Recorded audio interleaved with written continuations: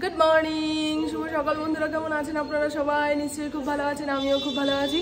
আজ হলো বৃহস্পতিবার, ঘড়ির কাঁটা 9:30 ঘরে। সকাল 7টা নাগাদ কালো করে মেঘ করেছে। আমি ভাবলাম আজকে হুলুস তুলুস একটা বৃষ্টি হবে, কোথাকার কি ছিরিক ছিরিক বৃষ্টি হয়ে রাস্তাঘাট ভিজলো কি না ভিজলো, এখন গনগনে রোদ। এতে সারাদিনের গরমটা বেড়ে গেল। আর এই 6-7 দিন ধরে দেখছি ঘুম থেকে ওঠার পরে না আমি বিছানা থেকে চট করে নামতে পারছি না। হাতে পায়ের আড়ষ্টতা ভাঙতে আমার আধা ঘন্টা 1 ঘন্টা সময় লেগে যাচ্ছে। ফুল দিতে এসছে, ডোরবেল বাজার সঙ্গে সঙ্গে ফড়িং এমন লাফালো, আমার হাতটা ভেঙে চুড়ে দিয়ে নিচে নামলো। খুব বদমাইশি করে, খুব বদমাইশি করে। যখন আমরা ঘুমিয়ে থাকি ও ঘুমিয়ে থাকে, যখন সজাগ হয়ে শুয়ে থাকি ও আর আমাদের শুতে দেবে না। ওঠো ওঠো ওঠো ওঠো। আরে আমাদের শরীর কি সবসময় ঠিক থাকবে রে বাবা? কাকে বোঝাই। এখন ইন্দ্রর সঙ্গে গেছে ছাদে। চলুন আমি একটুখানি ছাদে যাই।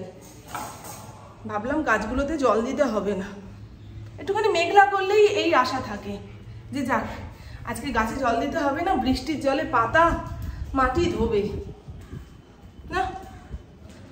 এবছরে বৃষ্টি নেই, কিন্তু রোদটা দারুণ ভাই। চারপাশটা যেন চকচক চকচক করছে। এক ফসলা বৃষ্টির পরে যখন রোদ ওঠে এইরকমই হয়। কি করবা গো? কাকে কাটবে? ঠিক আছে, ও শাক কাটবে। ইন্দ্র কয়দিন ধরেই বলে যাচ্ছে, ও মামুন লাল শাকগুলো কাটো না, টাটকা টাটকা শাকগুলো নিয়ে চলো, ভেজে খাবো। চলো। হ্যাঁ, এরকম গোড়া গোড়া উফড়ে উফড়ে ফেলে দাও। হ্যাঁ, দুর্গাপুজোর আগ দিয়ে আকাশ যেমন পেঁজা তুলোর মতন মেঘ ভাসায়, আজকের আকাশটা সেই রকমই লাগছে। হ্যাঁ, এরকম উফড়ে উফড়ে ফেলে দাও। এই লাল শাকগুলো লাগানো হয়নি। আগের যে লাল শাকের ডাঁটা ছিল সেখান থেকে বীজ পড়ে 2খানা ক্যারেট ভরে আবার লাল শাক হয়েছে। মানে লাল শাকের চাষ করতে গেলে বেশি খাটনি নেই, বুঝছো? অনেক শাক হয়েছে। চলো ওঠো, আর শুয়ে থেকো না। গরমের চোটে আমাদের সকাল সকাল ঘুম ভেঙে যাচ্ছে। তুমি শুয়ে থাকলে হবে? উঠে পড়ো, একটু বৃষ্টি দিয়ে গরম কমাও, নাহলে শান্তি পাচ্ছি না, স্বস্তি পাচ্ছি না। আর কিভাবে ডাকবো তোমায়? কিভাবে ডাকলে তুমি সাড়া দেবে, কথা শুনবে? পিতাম্বরী পাউডার দিয়ে বাসন কোসন মাজার পরে হাতের অবস্থা খুব খারাপ হয়ে যায়। নখগুলো খসখসে, আঙুলের মাথাগুলো খসখসে। মুখে ক্রিম মাখলে বোঝা যায় হাত।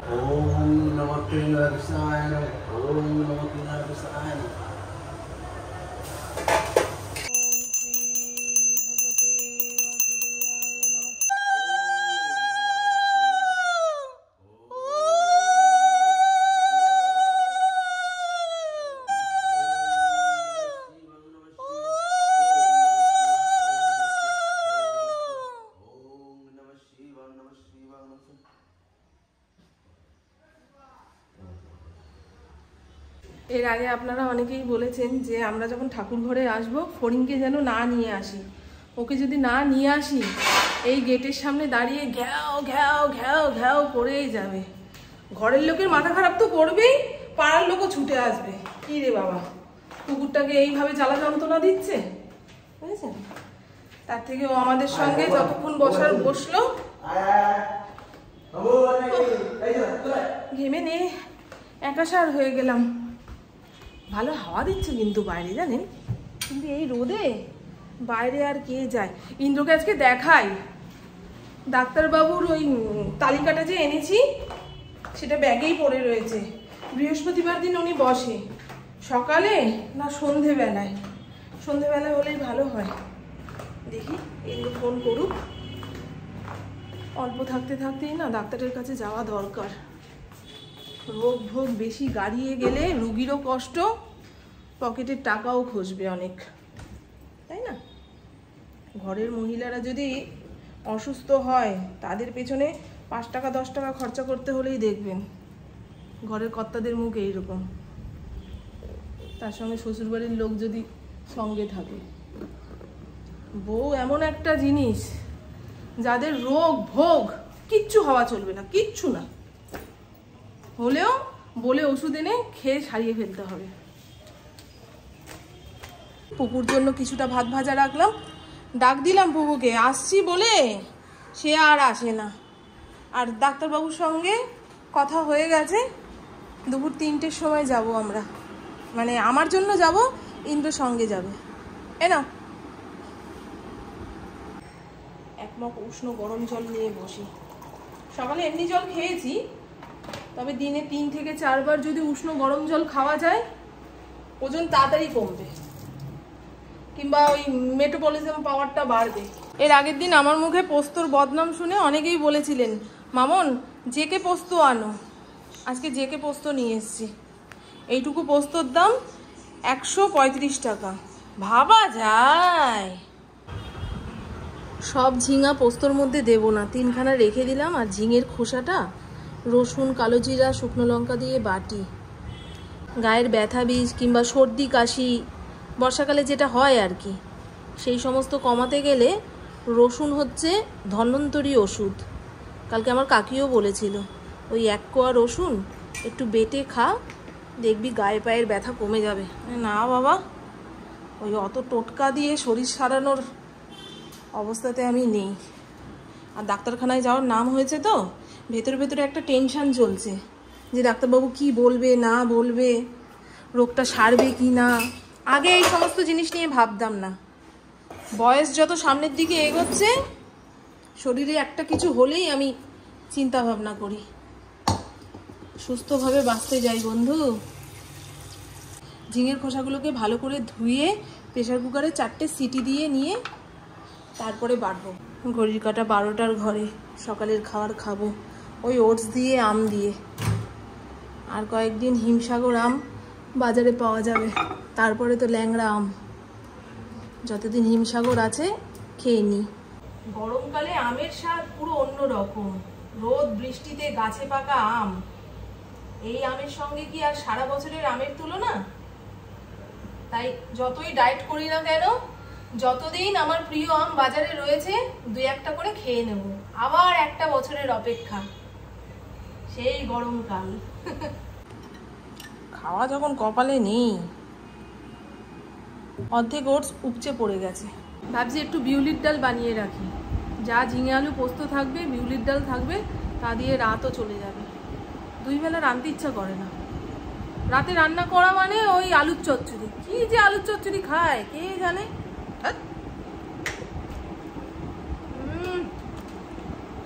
আমটা যে কি মিষ্টি, মারাত্মক। আমার যদি 1 ফোঁটা জমি থাকতো এই আমের আটি পুঁতে দিতাম। আমার দুপুরের রান্না বান্না কমপ্লিট। বিউলির ডাল একটু ঘন ঘন করে করেছি। আমার মনে আছে ছোটবেলায় কোনোদিন আমাদের বাড়িতে বিউলির ডাল রান্না হয়নি।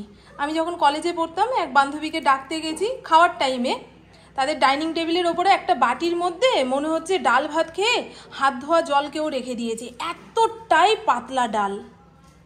ভাগ্যিস ওর মধ্যে যে আমি হাত ধুয়ে ফেলিনি। আরেক বান্ধবীকে সেটা বলার পরে সে কি হাসাহাসি। আর এই হলো ঝিঙা আলু পোস্ত। পোস্তর পরিমাণ একটু বেশিই দিয়েছি। এই ঝিঙা আলু পোস্ত আজ খাওয়ার পরে কালকে যদি একটু বাসি রেখে দিই, সেটা পুপু ইন্দ্রর কাছে অমৃত। এত ভালো খায়, তবে পটল ফটল দিলে খেতে চায় না। আর এই হলো ঝিঙের খোলা বাটা। চারপাশ মেঘ করে কালো হয়ে আসলো, ঝিরঝির করে বৃষ্টিও পড়ছে। কি করে ডাক্তারখানায় যাবো কে জানে। আমি রিউমাটোলজিস্ট জয়ন্ত সেনকে দেখাবো। উনি প্রত্যেক দিন বসে না, মাসে 2টো বৃহস্পতিবারে বসে। ওনার দেখা পাওয়া মানে ভগবানের দেখা পাওয়া। ঝিরঝির করে বৃষ্টি হলেও আজকে যাব। এবার মুষলধারে আসলে কি করা যাবে বলুন তো। চল বাবা, তোকে খেতে দিয়ে নি। 3:30-র সময় তো, ততক্ষণে হয়তো কমে যাবে। দেখুন না বৃষ্টির কি ছিরি, ঝিঝির ঝিঝির ঝিঝির। আষাঢ় মাসে ঝমঝমিয়ে বৃষ্টি হবে। কি আমার দুপুরের খাওয়া, ডাবু হাতার 2 হাতা ভাত, পরিমাণ মতো ডাল, ঝিঙে আলু পোস্ত আর ঝিঙের খোসা বাটা। জামাটা ছাড়বো, তারপরে খেতে বসবো। পুপু এখন খাবে না, সকালের দিকে ভাত ভাজা খেয়েছে তো, ওদের পেট ভর্তি। আমার পেটে তাই লেগে গেছে। দেখেছেন রাস্তাঘাট সবে ভিজেছে। এরকম টিপটিপানি বৃষ্টি দিলে চলবে না, ঝমঝমানি বৃষ্টি দেখতে চাই। কি রে, জানলা কাপড় তো খুলে দিতে পারতিস বাবাই, মারাত্মক ঠান্ডা হাওয়া দিচ্ছে একটা। হ্যাঁ রে, আমার কথা বিশ্বাস কর। ওই দেখ, আমি আসার আগে ও স্টেজে উঠে পড়লো। যখন রোদ উঠেছিল ভাবছি এই এত রোদ মাথায় নিয়ে কি করে যাব, কি করে আসব। আমার মাথায় একটুখানি রোদ লাগলেই মাথা যন্ত্রণা শুরু হয়ে যায়। এখন মেঘলা করেছে, ভাবছি যদি বৃষ্টি আসে তাহলে কি করে যাব। ভাবুন তো, কোনো কিছুতেই যেন সুখ নেই। বৃষ্টি ভালোবাসি ঠিক আছে, তবে কোনো প্রয়োজনের কাজে বেরোচ্ছি সেই মুহূর্তে ঝাপুর ঝুপুর বৃষ্টি নামলে আমার মনে হয় না কারোরই ভালো লাগে। ইন্দ্রকে ফোন করা হয়েছে, আসছি বলল। আমাদের 3:15 সময় নাম লেখানো, এখন 3:30 বাজে। রাস্তাঘাটে কাজে কর্মের মানুষ, তাদের কাছে আর সময়ের হিসাব চাওয়া যায় না। কিন্তু আমরা ঘরে থাকি, 2 থেকে 3 মিনিট লেট করিয়ে দিলে কি কারণে লেট হলো কৈফত দাও। তবে ডাক্তারখানা একেবারে সামনে, নাম লেখানোই রয়েছে। ওখান থেকেই সময়টা বলে দিয়েছে 3:15। ভিড় যদি না থাকে যাবো আর আসবো, আর যদি ভিড় থাকে হয়ে গেল। আমার ভিডিও এডিট করা হয়নি। আর ডাক্তারখানায় যাওয়ার আগে না বুকের ভেতরটা কেমন ধরাস ধরাস ধরাস ধরাস করে। ভাবি কি রিপোর্ট দেবে, কি বলবে না বলবে, ওষুধ খেলে ঠিক হয়ে যাবে তো, না সারা জীবন এই রোগ বহন করে নিয়ে যেতে হবে। যেমন থাইরয়েড, এটা সারবে না, কন্ট্রোল করা যায়। যাদের সুগার আছে ওগুলো সারে না, কন্ট্রোল করা যায়। মানে সারা জীবনের একটা রোগ, ওষুধ খেতেই হবে। কি বলুন তো, সকালে ঘুম থেকে উঠে থাইরয়েডের ওষুধ খাই, রাতে শুতে যাওয়ার আগে কোলেস্ট্রলের ওষুধ খাই। এই দুটো ওষুধ পেটে না পড়লে শরীর পুরো বিগড়ে যায়। তার মধ্যে যদি আরও একটা অ্যাড হয়, হয়ে গেল। ভাল লাগে না। অবশ্য শরীর থাকলে রোগ ভোগ ব্যথা বিষ হবেই, সেটা কোনো কথা না। এখন কোন মানুষটা সুস্থ এটাই দেখার। প্রত্যেকটা মানুষ ওষুধের ওপরে রয়েছে, ছোট খাটো বড়। না, ইন্দ্র আসলে বলবো আগে খাও, যতই দেরি হোক সমস্যা নেই। না খাওয়া অবস্থায় নিয়ে গেলে না আমার ভেতরটা খচখচ করবে। সকালে ভাত ভাজা খেয়ে গেছে, কিন্তু কতক্ষণ আর পেটে থাকে। বউকে বললাম খেয়ে নেই, না আমি খাবো না।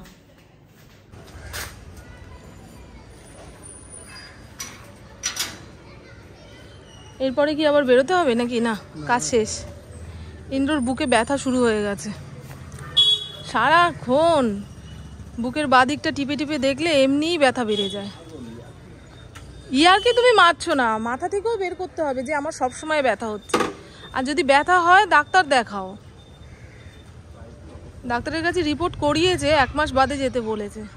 এখন 1 মাসে যদি এত ব্যথা হয়, বুঝতে না পারো কি করে চলবে?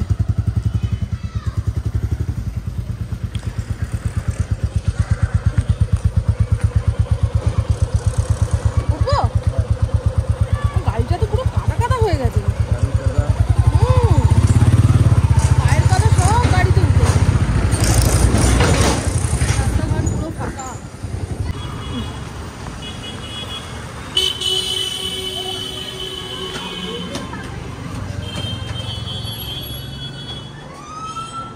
ডাক্তারবাবু আজকে আসেনি, 5 তারিখে আসতে বললো, ঠিক এই সময়। 4 তারিখ না, 4 তারিখে এই দুপুর 3টে 3:30 সময় আসতে বললেন। এখন সমস্ত ডাক্তারবাবুরা ভগবানের সমান। নাম লেখালো কিন্তু উনি আসলেন না। ঠিক আছে, বাড়ির সামনে বলে অতটা গায়ে লাগছে না। এই যদি দূরে কোথাও ডাক্তার দেখাতে যেতাম, কিংবা দূরের মানুষরা এখানে আসতো, কত বিপত্তি বলুন তো। সমস্ত কাজকর্ম ফেলে গাড়ি ভাড়া দিয়ে এতটা আসার পরে যদি ডাক্তার দেখাতে না পারে, ঠিক আছে।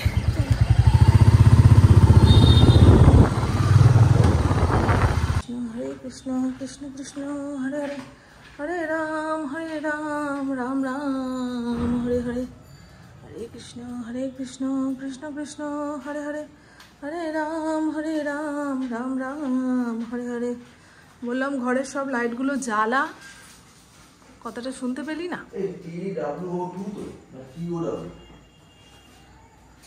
পপু দুপুরবেলায় বলেছিল ওর বন্ধুদের সঙ্গে বেরোবে, বন্ধুরা হঠাৎ করে মানা করে দিয়েছে, তার মনটা খারাপ। একা একা চা বানিয়ে খাবে, মা একটু সঙ্গে থাকো না, অনেকদিন একসঙ্গে বসে চা খাইনি, চায়ের আড্ডার সঙ্গী মা। পুকুর বয়সী মেয়ে যাদের যাদের ঘরে আছে, আর বাড়িতে যদি তাদের সঙ্গ দেওয়ার কেউ না থাকে, যেমন ঠাকুমা, দাদু, বোন, দাদা, ভাই, তাদের মাকেই তার বন্ধু হয়ে উঠতে হয়। দাদা একটা ঘটনা বলি আমার বন্ধুদের। আমার ছোট ননদ যখন আমাদের ভিডিও দেখে, চায়ের রঙটা দেখে ওর নাকি ওইখানে বসে পুপুর হাতে চা খেতে ইচ্ছা করে। পুপু চাটা সত্যিই দুর্দান্ত বানায়, ফুটিয়ে ফুটিয়ে। পুপু আমাকে আদেশ করে গেল, মা তুমি যখন হাঁটতে বেরোনি তোমার ফোনটা একটুখানি দেবে, আমি একটু ফটো তুলবো, ভিডিও বানাবো। পুপুর ফোনটা কিনে দিতে পারলে মাথা থেকে অর্ধেক চাপ নেমে যায়। মেয়েটা এখন বড় হয়েছে তো, বারবার আমার থেকে ফোন চাইছে, আমারও দু এক সময় দিতে ইচ্ছা করে না, আর যখন বলি দেবো না তখন ওর মনটাও খারাপ হয়ে যায়। কলকাতা সাইডে না গেলে কি করে একটা ভালো ফোন কিনে দিই? শ্রীরামপুর এলাকায় রয়েছে অনেকগুলো ফোনের দোকান, কিন্তু ওর জিদ কলকাতা থেকেই কিনবে। আমি আপাতত বাইরের স্ট্যান্ডে মেলা জামা কাপড়গুলো শুকিয়ে গেছে, সেগুলো ভাঁজ ভোজ করে রাখি। আজকে দুপুরে এসি চালাতে হয়নি, মোটামুটি গরম কমই ছিল, কিন্তু সন্ধ্যের পরে কেমন গুমোট লাগছে। পুপু বলছে মা আমার অস্থির অস্থির লাগছে। ওই 2 মিনিট চা বানাতে গেছে রান্নাঘরে, ব্যাস মা আমার কেমন অস্থির লাগছে, মেজাজ খিটখিটে হয়ে যাচ্ছে, 5 মিনিটের জন্য এসিটা চালিয়ে দাও। আরে ঠিক আছে চালা। আমার পুপু ফটো তুলবে বলে এখন সাজুগুজু করতে গেছে, আলমারি খুঁজে একখানা পুরনো শাড়ি বের করলো, আবার বলছে এই শাড়িগুলো কোথায় লুকিয়ে রেখেছিলে গো মা? আমি তোকে যখন দেখাই এগুলো পছন্দ হয় না, আবার যখন তুই নিজে বের করিস তখন বলিস দারুণ তো শাড়িটা। এই দেখুন 1000খানা শাড়ি বেরোচ্ছে, শাড়ির ম্যাচিং এ ব্লাউজ নেই তো। আমি কতবার বলেছি যে চল শ্রীরামপুর মার্কেটে গিয়ে দুখানা কটনের খয়েরি রঙের আর কালো রঙের ব্লাউজ কিনে দিই, যে কোনো শাড়ির সঙ্গে চলে যাবে। এখন বন্ধুদের সঙ্গে ওই কোনো বার্থডে পার্টিতে গেলে কিংবা কারোর বিয়ে বাড়ি থাকলে সেখানে গেলে শাড়ি পরে, ব্লাউজ না থাকলে কি করে হবে? আমার ব্লাউজ চারদিক দিয়ে সেলাই করেও আমার পুপুর গায়ে হবে না, বুঝলেন তো? চলুন বন্ধু, এরপরে আমার কাজকর্ম বলতে কিচ্ছু নেই। দুপুরে যে ডাল বানিয়েছিলাম, ঝিঙে আলু পোস্ত বানিয়েছি, অনেকটা করে রয়েছে। পুপুকে জোর জবরদস্তি বিকেলে ভাত খাইয়ে দিলাম, খাবো না খাবো না খাবো না, কি জানি ওর খিদা কোথায় গেছে। সর্বক্ষণ খাবো না খাবো না খাবো না খাবো না, দু এক সময় মেজাজ গরম হয়ে যায়, মনে হয় মুখের মধ্যে ঠুসে দিই। আগে পুপু মাঝে মধ্যেই মার খেত, তাই না বাবাই? হ্যাঁ এই ব্লাউজটাও তো ভালো। এই ব্লাউজটার সাথে আমি এটা পরবো? আরে এই শাড়িটা পর না, এই শাড়িটা পর। এইটা? হ্যাঁ এই শাড়িটা পর। লাল বউয়ের মতন সাজবো বাবু? লাল শাড়ি পরলে বউ লাগে গো। কাটো কাটো কাটো কাটো, তুমি কাটো। হরিং আর টিকতে দেবে না আমার পুপুটাকে। এই ও নিচের ঘরে থাক, তুই চল আমার সঙ্গে আমার ঘরে বসবি। তুমি তোমার সাথে আমার যদি কোনো ঝামেলা শত্রুতা থাকে এটা মুখে বলে দেবে। জানলাটা খুলে রেখেছিলে কেন? জানলাটা ভুলে গেছি, শত্রুতা এরকম ভাবে দিই, জানলা মোটে খুলে রাখতে চায় না। তোর বাবাকে বলবি ওই জানলাতে একখানা জাল লাগিয়ে দিতে। বাবা সর্বক্ষণের জন্য জানলা বন্ধ থাকলে না ঘরটা গুমোট হয়ে থাকে। নিচের ঘরে কত কাজ, প্রায় আধা ঘন্টা ধরে সমস্ত কিছু লন্ডভন্ড করার পরে এখন ওর আর ভিডিও বানাতে ইচ্ছা করছে না। এই তো হলো গল্প। এখানে বাস্কেট খালি হয়ে গেছে, আমি বাবা আমার কাছে যাই। চলো মা চলো চলো চলো চলো। ও যখন কিছু খুঁজে না পায় তখন তোমার উপরে মেজাজ দেখাবে।